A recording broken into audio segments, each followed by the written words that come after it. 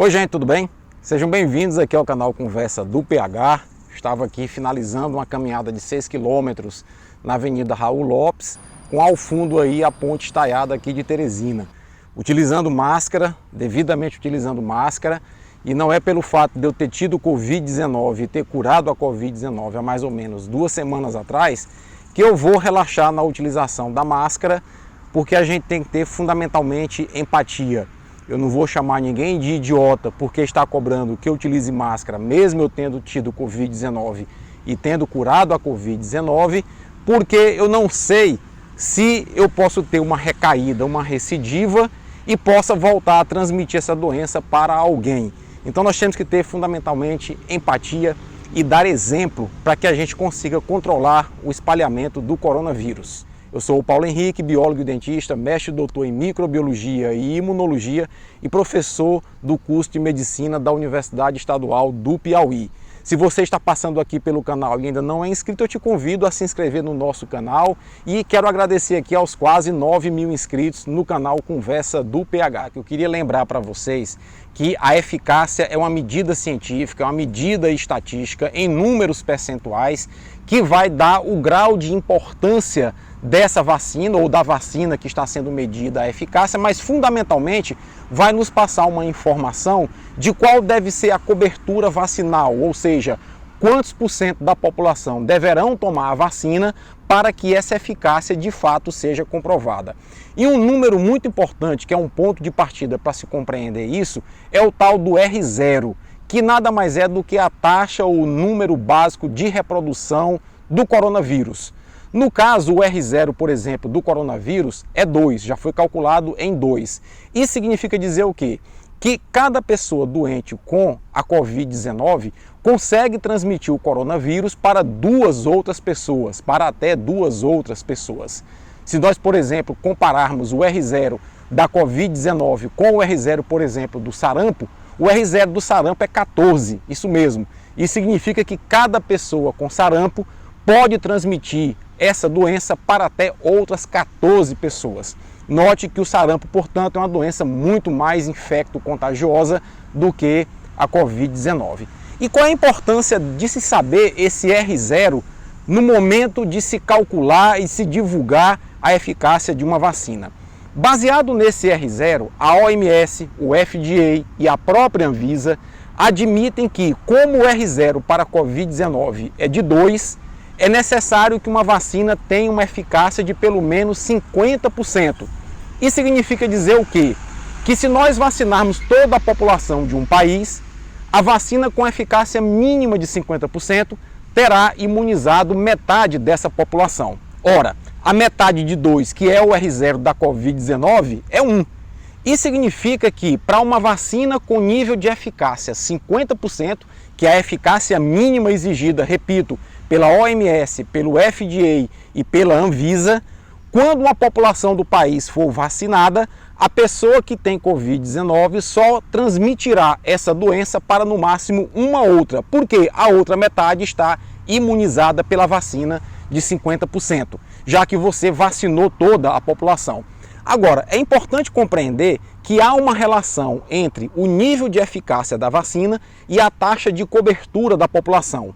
Uma vacina para a Covid-19 com eficácia mínima de 50%, nós teremos que garantir que quase 100% da população seja vacinada com essa vacina para que metade dessa população esteja protegida, esteja imunizada. Ou seja, quando uma pessoa tiver Covid-19 que for entrar em contato com outras pessoas, ela transmitirá a doença no máximo para uma outra, já que a outra metade está imunizada pela vacina.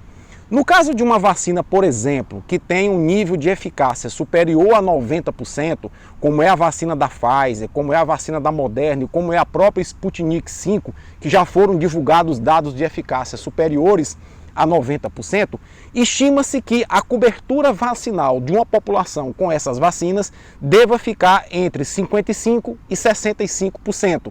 Então note que quanto maior a eficácia, menor a necessidade de cobertura vacinal ampla. Quanto menor a eficácia de uma vacina, maior a necessidade de uma cobertura vacinal ampla.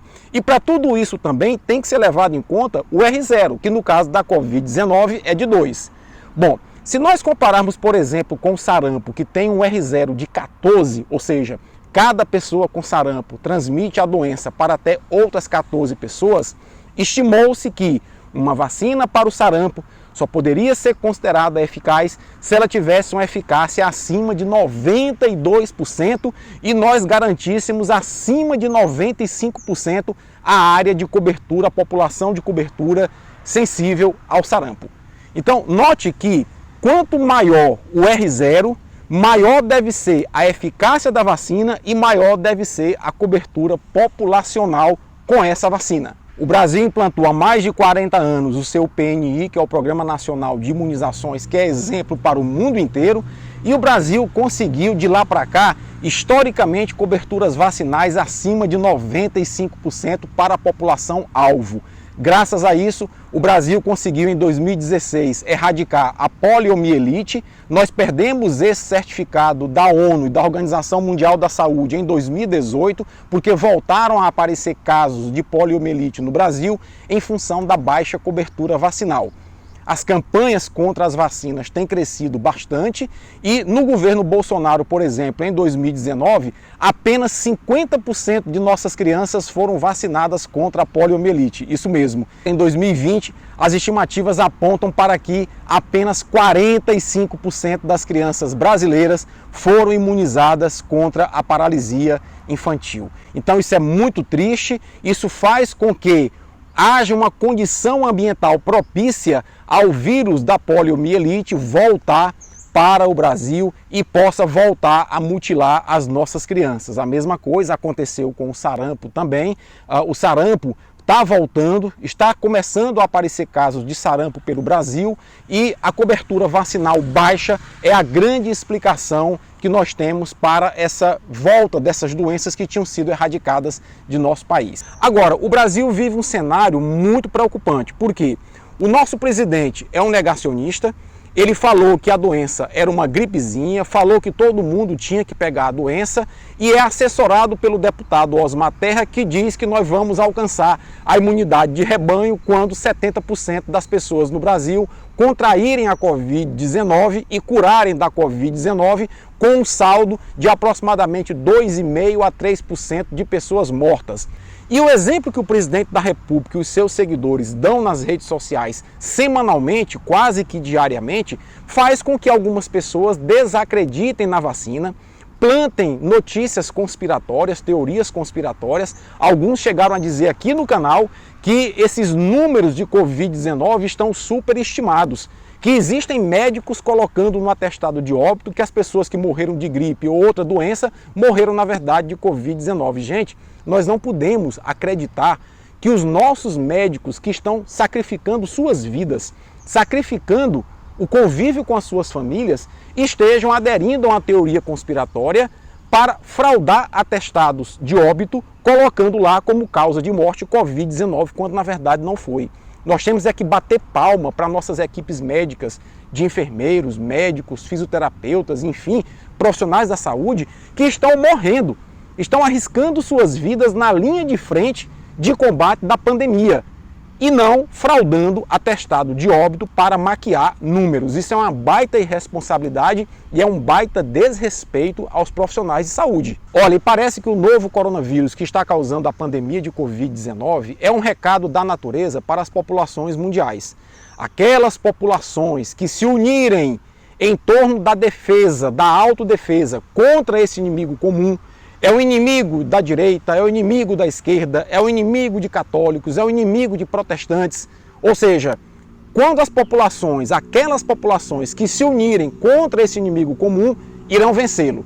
Aquelas que continuarem divididas, aquelas que não tiverem empatia uns com os outros, aquelas populações que tiverem, ao contrário, antipatia uns com os outros e que começarem a brigar dentro da pandemia, serão as populações que mais vão sofrer. Por tudo isso é que eu defendo que a gente faça uma reflexão, inclusive você que votou no Bolsonaro, faça uma reflexão que ele definitivamente não é o presidente que nós precisamos. Nós precisamos urgentemente começar a nos mobilizar nas redes sociais que sejam, para que em 2022 a gente tire da presidência da República o Jair Bolsonaro. Nós não podemos ter um irresponsável e um negacionista à frente da presidência desse país. Um forte abraço a todos, bom final de semana. Se gostou do vídeo, dá uma curtida, deixa teu comentário, tua crítica. Até a próxima.